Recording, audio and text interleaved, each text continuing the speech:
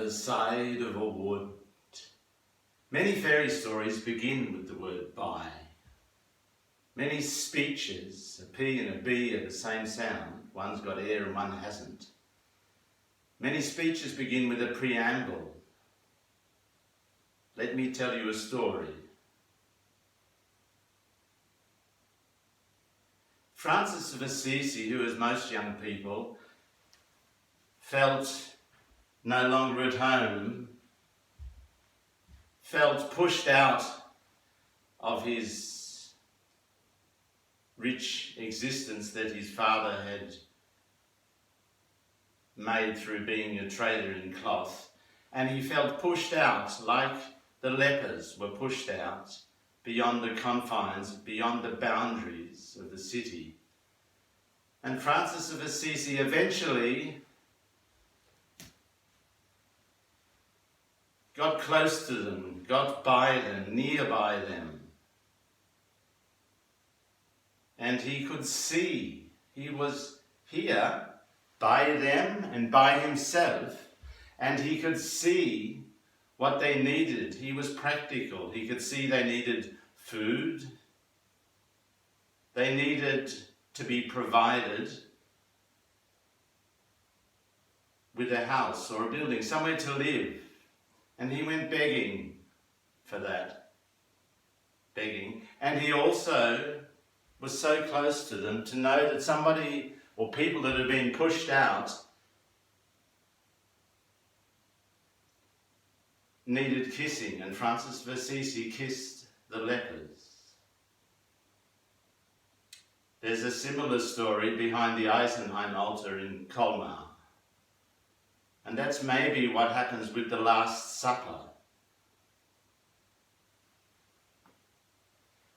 The P or the B, the Last Supper by Leonardo. People feel like they can breathe out, just like the lepers were able to breathe out because they were all left alone, pushed away. And Francis of Assisi knew instinctively that that would help them breathe out. All my videos have been about breathing. Today, people can breathe out even with Jackson Pollock's spraying of the paints. Like lines of force, like pure lines of force, like what Heisenberg was talking about, what Rudolf Steiner was talking about in 1882, when he said there are not atoms, but there are lines of force. And it's in those lines of force that we move, that we bring things together, that we come together, that we are alone, so we can live in the peas. We live in the peas. We proceed, if you like, by peas. But we also proceed by coming in and being more aware of ourselves and the other, by not only being polite and courteous and kind. You see, those words come out of the P. We started off with the P, but now we're going to other sounds. And we need, if we really want to be courteous and get in touch with the movement of the blood, the movement, inner movement of the other person, of the blood, and get the blood moving, not like when you sit in a plane and you get blood clots, and that's what they're finding out a lot. There are a lot of blood clots in this corona business. To be close to somebody, you've also got to be devoted. Like I said before, this what, and you've got to be devoted to them. If something's going to happen, really happen, that's real, you're going to have to be devoted to them, and you're going to have to be selfless and give off your old shell. You have to give it off. But to give off, you've got to come in and out. You've got to get a lot of force. You've got to gather your forces. So you've got to come in and then go out. You can do it other ways. You can come in and go out. It's called a spiral, and that's what happens in the heart. But to get the heart going, it's not the heart that pumps, maybe, says Thomas Cowan and Rudolf Steiner, but it's the blood that gets the heart going. By exercising, even just moving up and down or back and forth across, or moving in and moving out. Begin is in and out. Magnanimity, discretion, moving gently towards magnanimity, wanting people to lift up, lifting them up, lifting ourselves up, not being a snake. We are moving with lines of force. And the basis of all that is in and out. And we get the blood going, which gets the heart going. And we don't have clots in our legs. But when we do it with eurythmy, not say with jogging or something else, we are also joining ourselves up with being devoted to somebody, because then only something can happen, being selfless and giving off our old shell so that a new one can manifest. That's what Francis of Assisi was doing, like all young people. And we're enlivening ourselves. We can look at it as a figure eight. Here and here.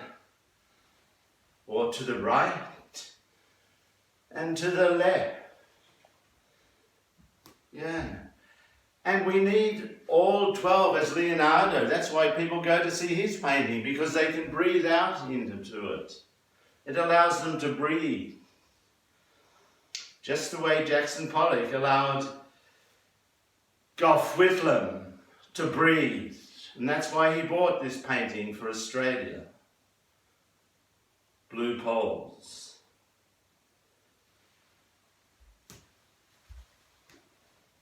Minding minding one's tongue, and then we can stand there. Then when we're here, and so on. When we really come right into our feet, and can you feel it in your feet? Dealing with reality. The R and the L especially.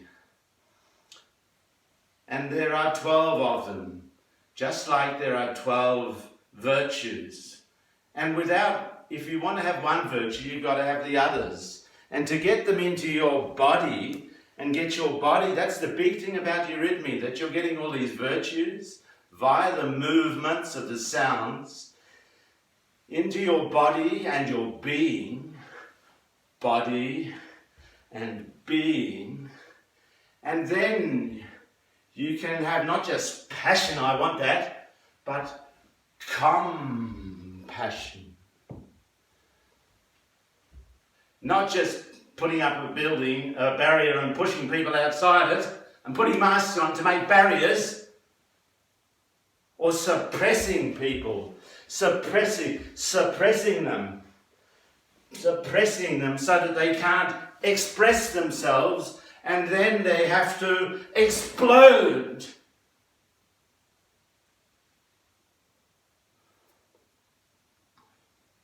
Yes, we have to be also content and have the sea. And then we've got it all weighed up. So we go from enthusiasm to soberness, to weighing it up, to understanding it, to seeing where it's going. Minding one's tongue becomes seeing what needs to come. And then we need to to deal with reality. And then we come to discretion, a new enthusiasm that we can be enthusiastic about, and we come to drive. Everybody's got to have drive, but that comes through that whole sequence. It all happens like that. And eventually you get to doing something like the Taurium. Working.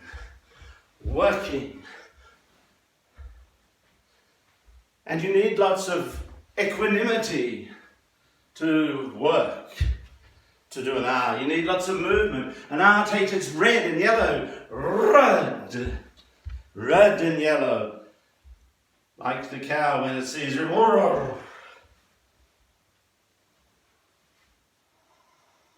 And so rather than squashing people in, also suppressing their fever, which doesn't work, or making them breathe like this, which maybe doesn't work either.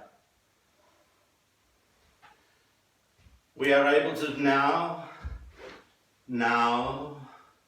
do it ourselves. And what is ourself? We're all being asked and feeling we want to go to these virtues, these 12 virtues, which also the pulling yourself together so that politeness becomes a spiritual courtesy, a spiritual politeness, being devoted to the happenings coming out of the other, being selfless and so on. They become 12 capabilities, dealing with reality and so on, that every human being and every organisation needs to develop today. It will take a long time. And maybe this is what the coronavirus is all about, just bringing it closer, more by us. If we are awake like Briar Rose, by the side of a wood, in a land a long way off, ran a fine stream of water. The miller's house was close by, and the miller, you must know, had a very beautiful daughter, who was, moreover, very shrewd and clever. When the king of the land, who was very fond of money, heard the miller's boast that his daughter could spin gold out of straw, he sent for the girl to be brought before him and said, "All this straw must be spun into gold before morning, as you love your life." Then the door was locked, and she was left alone. She sat in one corner of the room and began to bewail her hard fate, bewail. And when on a sudden the door opened and a droll-looking little gentleman hobbled in. We'll do more of that story next time. But remember that it begins by the side of a wood.